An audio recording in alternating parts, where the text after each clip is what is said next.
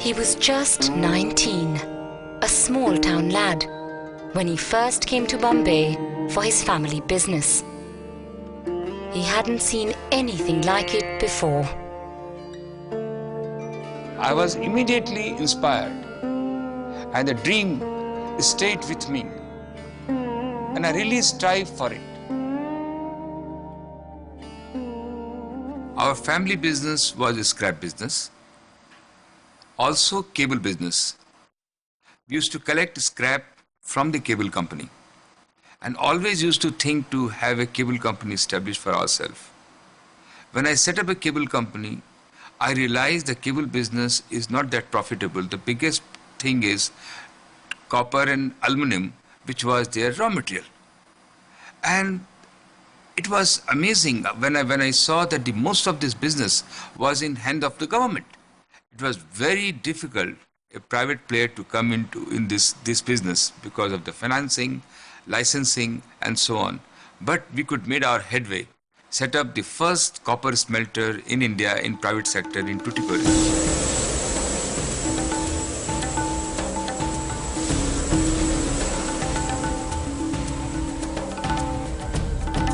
It's just the beginning, the tip of the iceberg, because the kind of metal we require in our country, and today when I'm exporting this metal, I'm not happy about it. I really want these metal to be consumed in India with the various new ancillary, new downstream people to come and develop this product and then sell for the development of India, also can feed the international market. Aluminium, zinc, copper, and iron ore.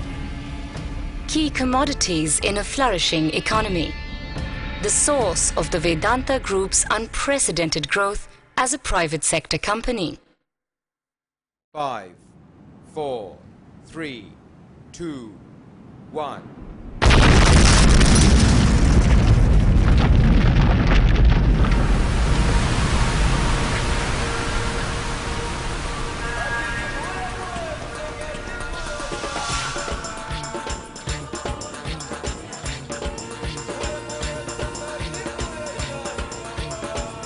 With operations in India, Zambia, and Australia, Vedanta is one of the fastest growing mining and metals groups in the world.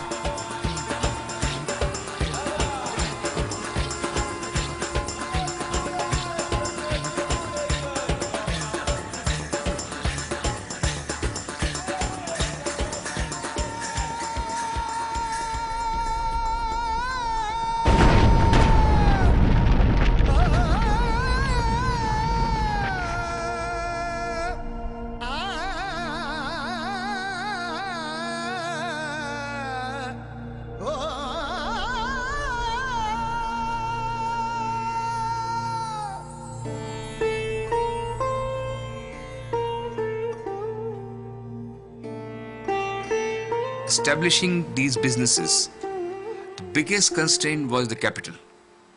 Adequate capital was not available in India. The valuation was not available. I started looking around the world, where can I go? I realized London is the market where all the mining companies are listed.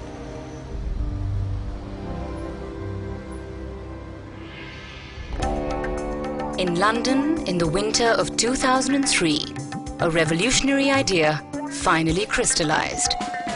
This is a great moment. The Vedanta Group became the first Indian company to be listed on the London Stock Exchange. In record time, the Vedanta Group has established itself among the top 3 best performing stocks on the FTSE 100, with a current ranking of 50.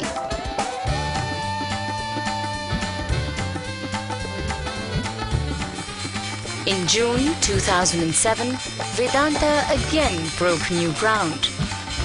Sterlite Industries of India began trading on the NYSE. It's the biggest Indian IPO ever, the largest IPO. Sterlite, the group's flagship Indian subsidiary, became the first ever Indian industrials company with a primary listing on the New York Stock Exchange.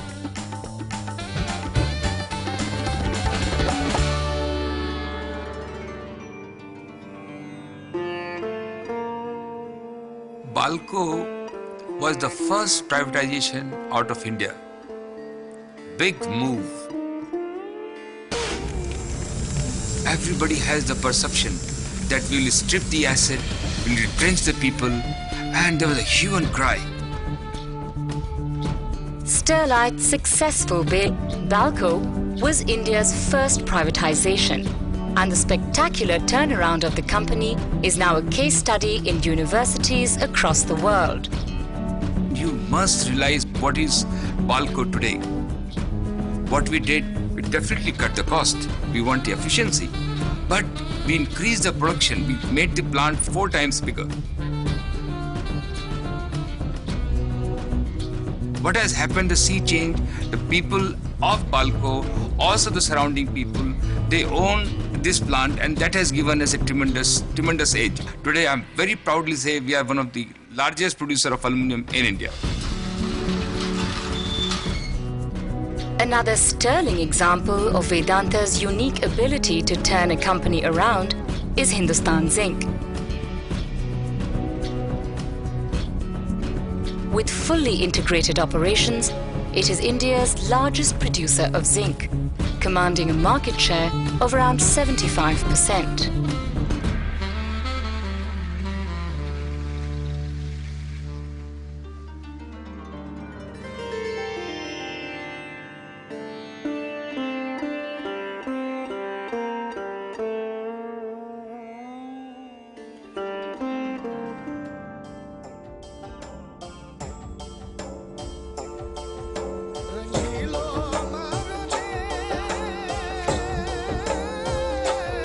First thing I have always said to our people, before we start knowing our production result, we would like to know what you are doing for the people in terms of their education,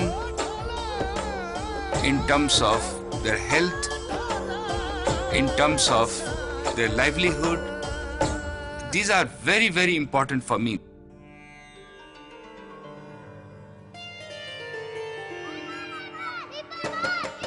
In order to see that India's children realize their full potential, Vedanta is looking to ensure they get proper nutrition.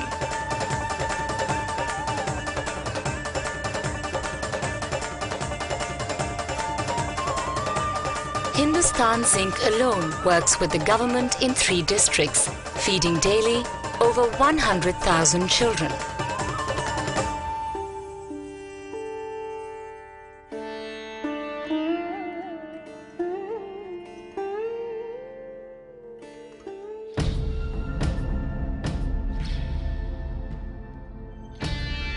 In Orissa, Vedanta is investing $5 billion to develop an aluminium complex and a 2,400 megawatt commercial power plant.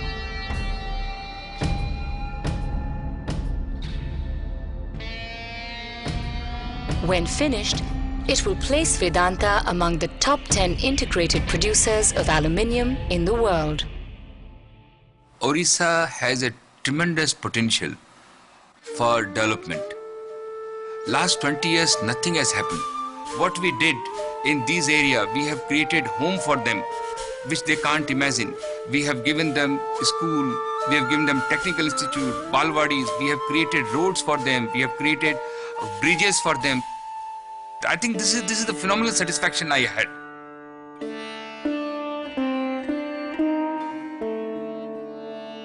The seeds of another great venture are being sown in Orissa.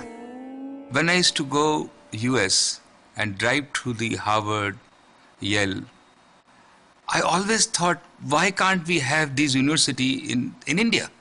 On this note, we thought of setting up Vedanta University. Vedanta University will be located on a 4,000-acre site near the seaside town of Puri. It will be a research-based university with equal emphasis on science and the humanities. My family, very, very keen that most of money what we have must go back to the society, and on that basis we have pledged $1 billion to put into this university. Will cost ultimately $3 billion. At the heart will be the campus, but it will also have its own town, an airport, a world-class convention center, an Olympic standard football stadium, and 3 5-star hotels. There will be a faculty of over 6,000 lecturers and 100,000 students from all over the world. It should be on that scale. If somebody visit India and go and see Taj Mahal, he must go and see our university also. From one simple yet far-sighted vision, the Vedanta Group has grown from strength to strength into one of India's leading companies.